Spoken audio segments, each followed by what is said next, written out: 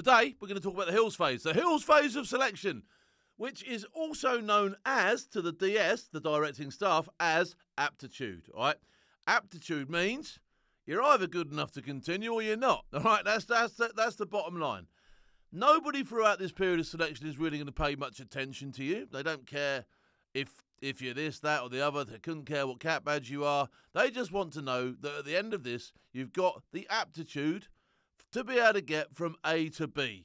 Okay? It's as simple as that. Nobody is looking at you as a soldier at this stage of the campaign. Nobody wants to know, do you know this? Do you know that? Do you know the other? Have you got a mate in that, a mate in that? No one cares, all right? All they want to know is, can we put a large pack on your back, and have you got the arduous capability to be able to get from A to B? That's it, Buster, right? So let's talk about how my Hills phase went and how I felt and all that sort of stuff. So, Hills phase.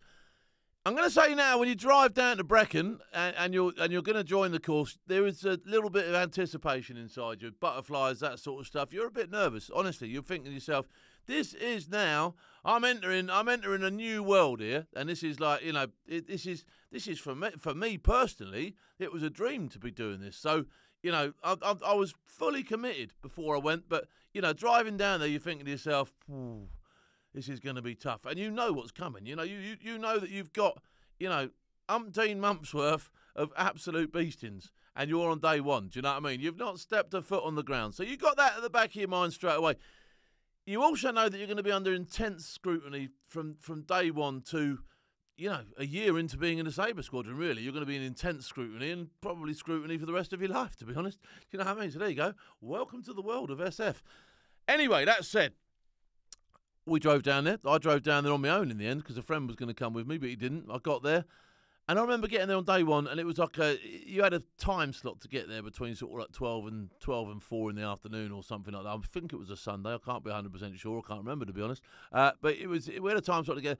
And obviously people are sort of like, you don't want to be the first one through the door, do you? Do you know what I mean? You don't want to be Mr. Uber Keen. You don't want to be the first one there. But you don't want to be the last one either, or the one that pushes it slightly 5 minutes to the right. Do you know what I mean? Because you're going to be already standing out. You're going to be beacon. And the aim of the Hills really is to get through and be the grey man.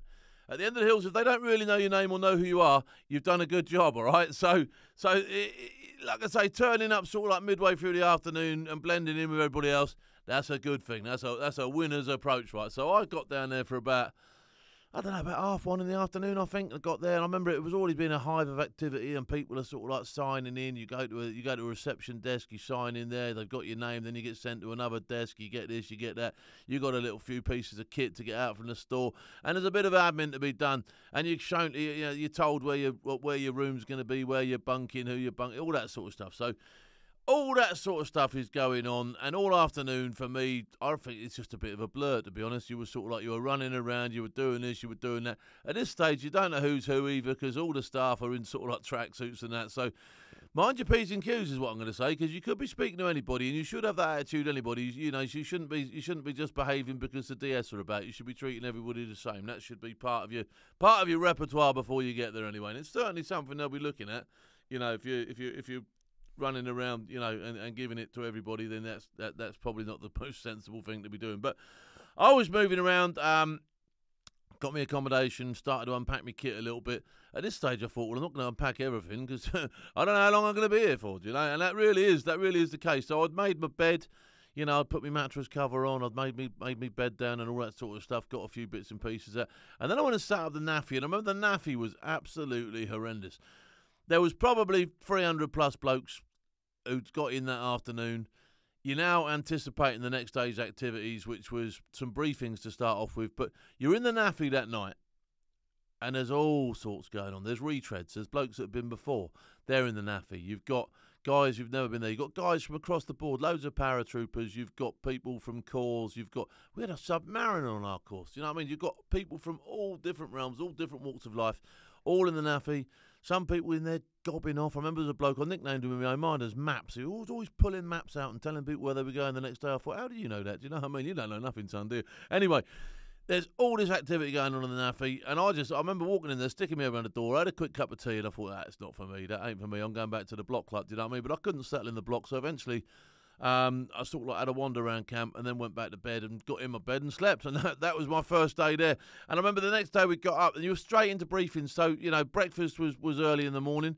I remember having a full English, as I did every day when I was on the Hills phase. As full English with as much food as I could get into my stomach. I started every day the same by pushing as much food down my clacker as I possibly could. All right, so literally, I'd done the whole thing. My breakfast had Olympic in the title every day. All right, so I did that, had my breakfast. Went to my first lecture. The first lecture was on the regimental ethos. Okay, I'm not going to go through the regimental ethos now, but it's something which has stayed with me throughout my career. And obviously today I still talk about the regimental ethos, and I teach it to cadets even now. So that day one's lessons will stay with me and have stayed with me for the rest of my life.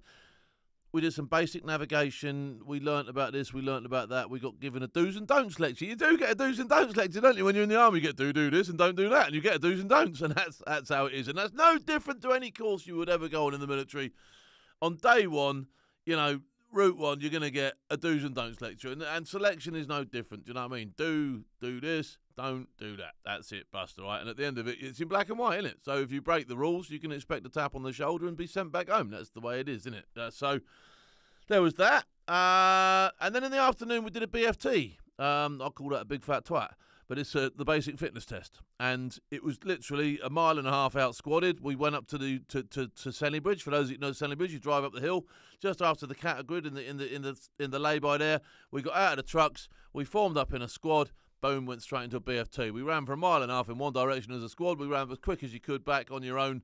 And, you had to be in front of 2 people failed my BFT when I was on selection. Failed it. Absolutely, completely, that's it, not there. Failed. Unbelievable. How did you get there? How did you fail that? Do you know what I mean? How did you even get on selection in the first place? But there you go, they failed. They were obviously going to be going home that day. Not a good look, I can tell you, not a good look. So the remainder of that week then, you do some classroom stuff. You're still learning about the hills. You do some squatted runs. You do this thing called Dicky Bow Wood, where you go running around this Dicky Bow Wood. Oh, absolutely honking, all right, just running round and round and round. And you're pretty much as a squad until the end of the first week, which is when they do the fan dance, right? The fan dance probably claims as many lives as anybody, as anything on selection. People are throwing the towel in left, right and centre on the fan dance. The way it's done then, you turn up at Story Arms, you get out of the trucks, you get your kit weighed. That's you passed that. If you still stood there at the end of that, you're formed up into 3 ranks, you're given a time slot. You start going up the hill, and I remember we were messing about getting over the gate, and someone said they're already going. And I remember looking up the hill, my DS was already halfway up it, and I'm like, and you've got to stay with the DS, all right? You've got to stay with the DS all the way across. So you go up the fan from the phone box, okay, past the wood line, down the dip, up again, up onto the fan, round the bottom of Corndu, all right? Corndu is the tabletop, round the sheep track, round there, Windy Gap, all that sort of stuff, okay? Up to the fan. Down to Jacob's Ladder, down Jacob's Ladder. Now, by the time I got to Jacob's Ladder, my DS was already on the Roman road going way out towards Torpan Toe, right? I'm thinking, how am I ever going to catch him? But keep going. That got to a few people because they're not just looking at him how far ahead it is. They know that they've got to come back up Jacob's Ladder. When you look at Jacob's Ladder, it looks horrendous. It's hideous. And you're thinking to yourself, so a couple of guys gave up there, all right? They disappeared and went back down the hill. I kept going. I got to the turnaround point at Torpan Toe. Got my water bottle out, got the water. I'd already seen the DS going the other way, so I know. But they stop you at Torpan Toe. They make you drink your water. There you go. Stop. Where's your water, son? There you go. Get it out, drink it. Little bit of jiggery-pokery, putting it away. They won't let you go until you put it away, and then off you go. So I had to run back down the track. By the time I got to Jacob's Ladder, I could not see my DS anywhere. So I know now that really got to a few people because not only are you on Jacob's Ladder is like ridiculously steep. Not only are you on that, you also know that you haven't got long to go to the end now, really, in relative terms, but you know that you need to be with the DS when you get there, and you can't even see him. So how are you going to catch him? So it really played. A lot of people failed at that stage. A lot of people sort of like threw the towel in. I just kept going. I just kept going and kept going and kept going. Got up to the top of the fan, ran back down and round underneath Corndu and sort of like back down towards the phone boxes. And it was only when we got around that last corner, as you turn onto the sort of like green bit off the track, that I saw the DS, and he'd actually slowed down a little bit, and people were starting to catch him up, and I was like, wow, okay. At that stage, I knew a lot of people had given up. Anyway, that was the fan dance. Got down to the telephone box. I can tell you now, I was quite happy to see that telephone box. From there on in, then the next couple of weeks, you do the same sort of thing. Every day you go out, you go on a large march. But now you're on your own. Now you're going to get into the car park. You're going to get your kit weighed. The DS are going to come up to you. They're going to give you a grid. They're going to ask you if you know where you are. You're going to show them on the map with the tip of your compass or your pencil. There you go, I'm here. They're going to ask you if you know where you're going. You're going to go, yes, I'm going there. And then they're going to set you off. And every time you get to a checkpoint, you're going to get the same thing. Do you know where you are? Show me. Yes, bang, there I am. Do you know where you're going? Yes, show me. There you go. Off you go. Bang, off you go. All right, and that's it. And you keep doing that every day, and the weight of your Bergen will get heavier, and the length of the march will probably get longer, and you just keep going. Now, after that couple of weeks, you then go on to a thing called Test Week. Right now, Test Week every day is another march. You start off in Elan Valley, which is extremely hard because although it's not hilly, it's just those babies' heads. It's honking to walk on, right? So you do the babies' heads. The other thing that puts you off in this stage is so far on the course, it's just been people who are going for the SAS, for badged as 2-2. Now you get the TA turn up. So you've got all these fresh legs in the field, TA, signallers, all these people that are going to be outs and debts around the SF world, who are all now there, fresh legs, bright-eyed and bushy-tailed. And I was in bobbins by then. You know, my toes were in bits, my back was in bits, I dislodged the retina. I was in absolute bits. And then all these fresh geezers turn up, and they're all running about and cutting about, and their kit's clean and tidy, and you're like, wow. It's just a little bit off-putting, to be honest, but there you go. They never put me off. And that culminates in a long march at the end, which is a long old day out. There's a 64k tab on your last day. That's gonna really test you. You don't get told what time you've got to do it in, but you know you've got around between 18 to 24 hours. I got myself in at about the 16-hour point on that.